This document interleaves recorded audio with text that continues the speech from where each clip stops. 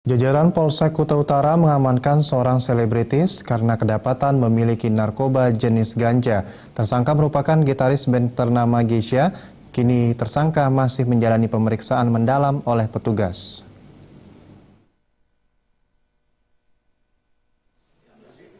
Robi, gitaris band ibu kota Geisha, diamankan petugas Polsek Kuta Utara karena kedapatan memiliki narkoba jenis ganja. Penangkapan tersangka berawal dari kecurigaan petugas terhadap paket yang dikirim oleh jasa pengiriman ojek online dari sebuah hotel di kawasan Gatot Subroto Denpasar menuju kawasan Gerobokan. Petugas pun membuntuti ojek itu dan diketahui tersangka yang memesan paket tersebut berupa narkoba jenis ganja. Kepada petugas, tersangka mengakui memesan paket tersebut untuk dikonsumsi sendiri. Petugas langsung mengamankannya bersama paket ganja seberat 1,5 gram.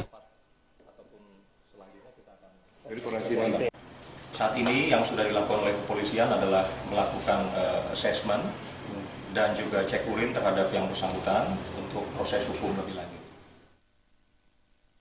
Tersangka mengaku menyesal atas perbuatan yang dilakukan. Robi mengatakan akibat perbuatannya, kinerja grup band Geisha kini terganggu. Minta maaf juga kepada teman-teman Geisha yang mungkin karena kejadian ini membuat ada beberapa pekerjaan menjadi terhambat. Lalu kepada Bu Acin juga saya minta maaf yang sudah memberikan kesempatan tadinya, lalu sekarang saya membuat mereka kecewa kembali. Meski dikategorikan sebagai pengguna, tersangka tetap menjalani pemeriksaan intensif, mengingat sebelumnya pernah menjalani proses hukum dalam kasus yang sama di Jakarta.